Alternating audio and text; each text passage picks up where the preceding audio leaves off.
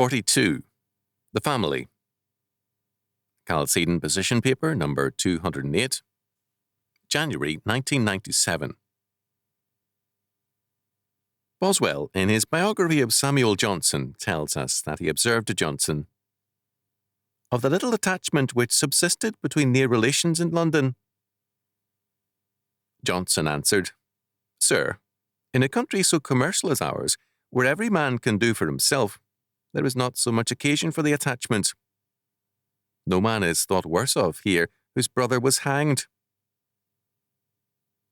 Owen Chadwick, in The Popes and European Revolution, 1981, called attention to the use, at one time, of papal nephews as cardinals to assist the Pope. This was common at one time and approved of, because a Pope needed a close associate who would be loyal. The moral duty of family loyalty was very important, and it was held that a Pope needed a loyal associate. The system at times led to problems, but it was also very often the best solution to problems. At a later date, opinion turned against such officers in church, state, or business, and it was called nepotism to employ relatives. The culture of institutions had shifted to a bureaucratic one.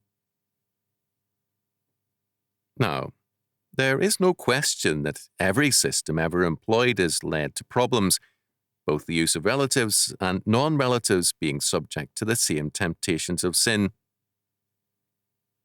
Some powers, such as Byzantium, tried to keep the bureaucracy pure by employing only eunuchs to avoid the temptation of self-aggrandizement. But no system has been immune to sin, and the family system has worked better than is today admitted. True enough, over the years, congressmen have at times padded their roles with non-working relatives, but also with non-relatives. The real issue is whether or not the present hostility to nepotism is valid. Today, of course, preferring your own kind is viewed adversely, but people of all nations and races tend to do this. Evil begins when they treat other groups with hostility and resentment. But loyalty is important. Too often we hear of employee problems caused by a total lack of loyalty. For example, a young man, not unlike many others, with a pregnant wife, stole from his employer routinely, was caught and fired. He felt no obligation to be honest with a stranger. What he had never done to friends and family, he did casually with his employer. Samuel Johnson was right. In modern culture, there is an erosion of loyalty, in some areas even within the family. The state and modern culture have eroded the family in many strata of society, and the erosion is now devastating to communities. In some families, there is a distrust of one's own children. As against this, homeschooling and Christian schooling are strengthening the family greatly.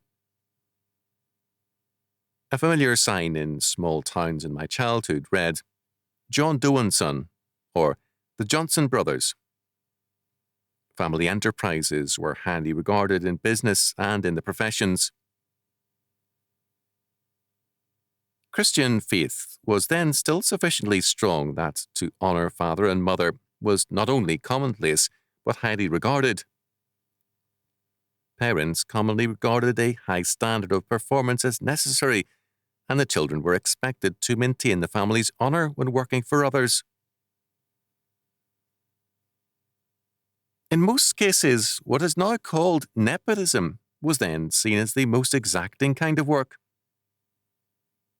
I recall many comments by sons working for their fathers about the strictness of the requirements made of them.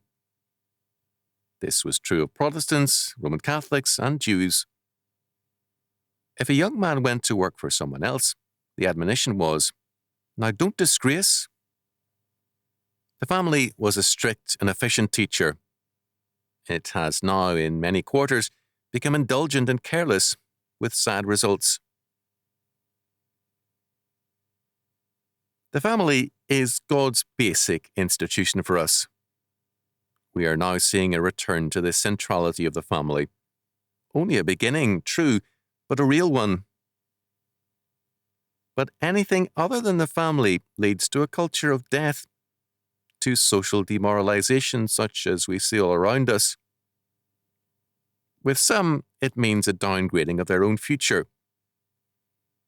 At times, young men will abandon the opportunity to continue their father's line of work, even though they like it, under the mistaken notion that they need to strike out on their own.